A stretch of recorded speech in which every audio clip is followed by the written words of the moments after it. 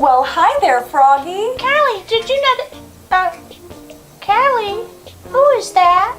Oh, those are the Watchers. The Watchers? Yes, they watch us. Everything we do is for the Watchers. Oh, really? That's right, and they're starting to get tired of this bit. Hurry, Froggy, say something funny before they get bored. We don't want them to get bored now, do we? Well... Hurry, Froggy, before they click away. Before the internet, boring, ordinary people like you and me used to do things like have brunch with the gals, go to concerts, and have troubling political opinions without it being documented publicly for the entire world to see. I know, crazy, right? Electronic screens were dominated by established celebrities, professionals, and the very lucky/unlucky, but there was still one place where anyone could broadcast pretty much whatever they wanted, for better or for worse. Public access TV. As you might expect, the content aired by these channels open for public use on a first-come, first-served basis was usually incredibly low budget, and at times, kind of terrifying. What record survives of these shows gives us an unfiltered look at the creative process of people that would have otherwise probably never made it to television, on what was essentially the great-great-grandfather of video sharing platforms like YouTube. Over the years, previously lost episodes and clips of strange public access TV shows have resurfaced and circulated online. The corrupted footage, cheap practical effects, and muffled audio have made these shows the subject of many a creepy video essay, and further investigation into their origins sometimes reveals surprisingly wholesome context, or even more disturbing detail. Today, we're gonna go through some of these shows, starting with the comedically bizarre and counting down to the criminally evil. But before we continue our little trip back in time, I want to take a second to talk about today's sponsor, Air Up. Keeping yourself properly hydrated is absolutely crucial to staying healthy, but it's really easy to forget to drink water and really easy to get distracted by sugary, unhealthy alternatives. Thankfully, Air Up is here to help. With Air Up, you can drink nothing but fresh water and still enjoy delicious flavor. Here's how it works. First, fill up your Air Up bottle with water. Then attach the straw to the lid and press the lid closed over the bottle. Pick a flavor from a ton of different Air Up flavor pods. My personal favorites are the tangerine and mango passion fruit, and pop it onto the top of the lid. This is where the scent-based taste science kicks in, because even though you're just drinking water, the Air Up bottle is also delivering scented air into your mouth at the same time. You can easily switch between flavored and unflavored experiences by popping the flavor pod up to release the scented air and down to deactivate. Now, even though I'm very biased towards the green Air Up bottle for obvious reasons, they come in a variety of different colors, and they also come with this nifty little handle on the top, which is great for when you're on the go. Using Air Up is a great way to make drinking water more interesting so that you remember to stay hydrated and healthy. Stop choosing between health and flavor and click the link in the description to try Air Up today. First up on our list, and probably one of my favorites, is the PriceMaster, which aired in Denton, Texas in 2001, not far from where tiny toddler Funky Frogbait was about to live through 9/11. And very unpatriotically, not remember it. With the piercing wail of wind instruments playing in the background, unsuspecting denizens of Denton found themselves not at a normal garage sale, but in the domain of the PriceMaster. When asked the cost of any of the various items on display, the masked figure's booming voice would declare ridiculous arbitrary prices from his platform. 40. Okay. You take $5? $5? 5,000? 5,000? Yeah. Oye, pregúntale si la tenés.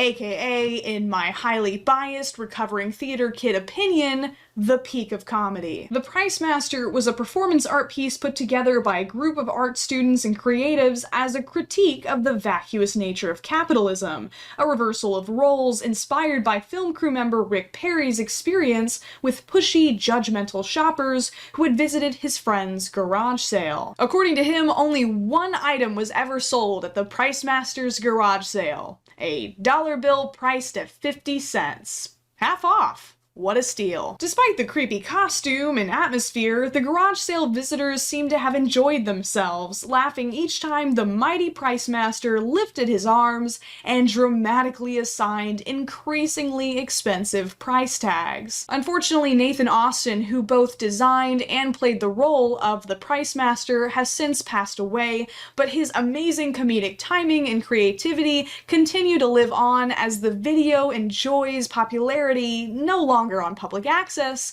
but in its new home on the internet. If you're interested in learning more, I'd highly recommend the interview I have linked in the description with Rick Perry, who continues to work on projects with the incredibly talented cast and crew of Dimension 20.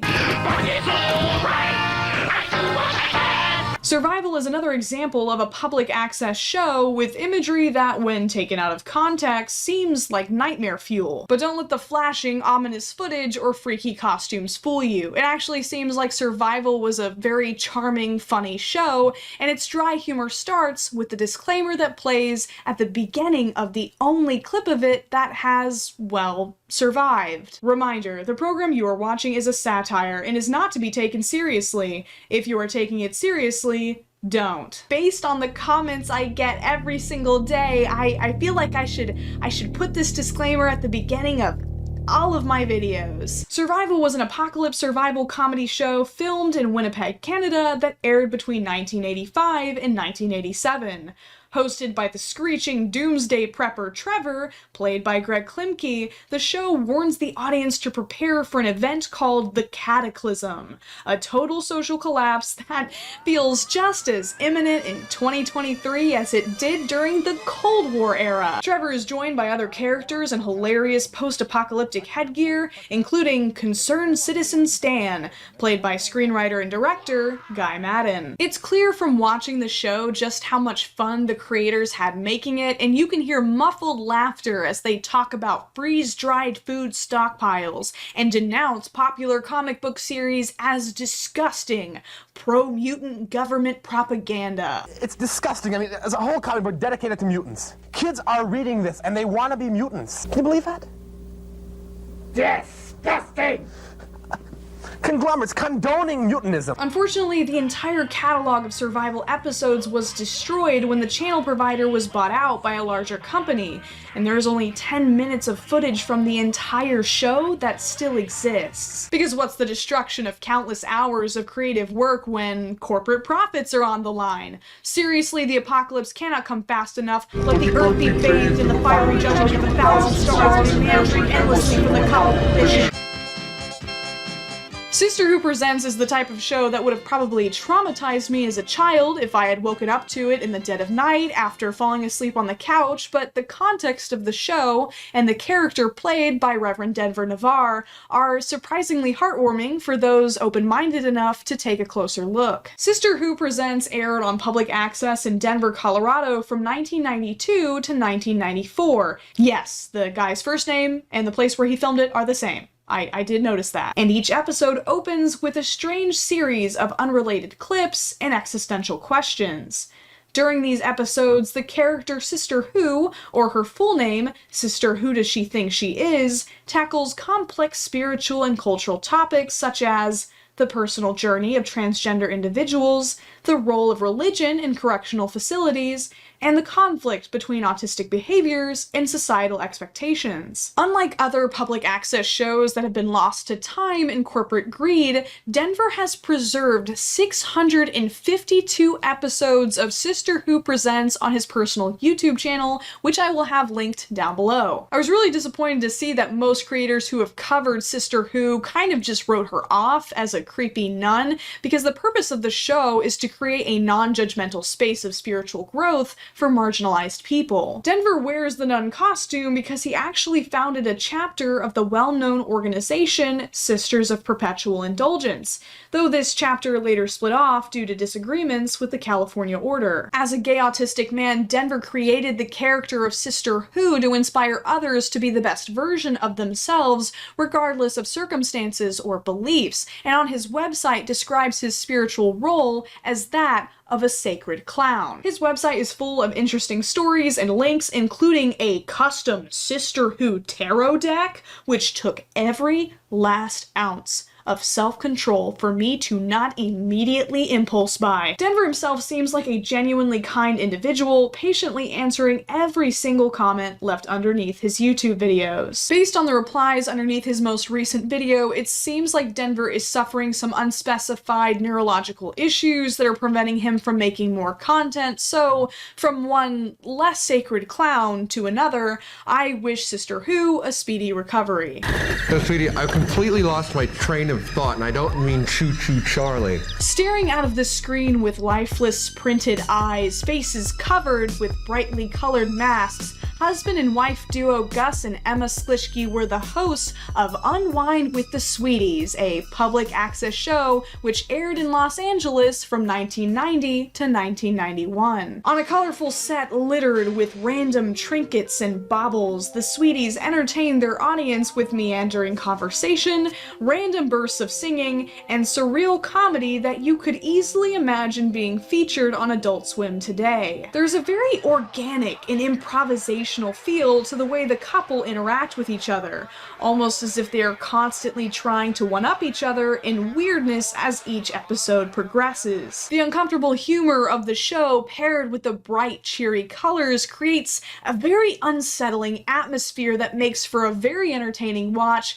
where you're never quite sure what's going to happen next. After over a decade of radio silence, the creators seem to have randomly resurrected Unwind with the Sweeties on the internet, with frequent uploads to newly revived YouTube, Facebook, and Instagram accounts. If you're an insufferable hipster like I am, who likes to brag about watching things that no one else has ever heard of, I highly recommend you give it a try, and perhaps enjoy a succulent, perfectly legal in the state that I reside in, gummy from your local corner gas station to really appreciate the experience.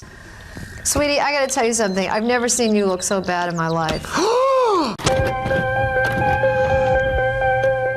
A young teen named Saul is getting bullied at school. Tormented by his classmates, he begs his parents to move so he can change schools. But his dad has a good job and the family has bills to pay, so the parents tell their son not to worry and that the bullying would stop soon. Spiraling into despair, Saul begins to listen to alternative music and self-harm, leading his parents to set him up with his own public access TV show, hoping this would be a healthy outlet for their son. In the only surviving footage, Saul steps into a dim room bathed in red light, awkwardly stumbling through morbid poems and strange card tricks for anyone unlucky enough to be tuning in. A scary story, right? Well, it was completely made up by some asshole named Ross Walensky on Crack.com who really hates goths, fat women, and writes at the level of a 4th grader. While this random public access fanfiction was considered to be the true origins of the mysterious minute-and-a-half clip known only as Goth Public Access for years,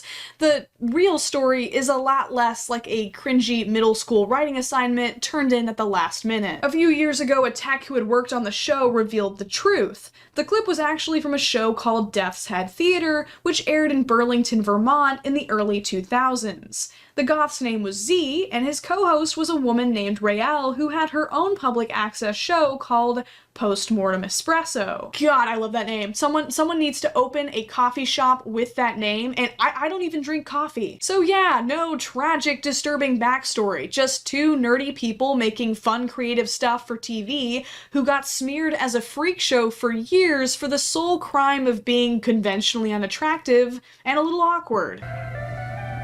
Is that it? No. Where's the rest?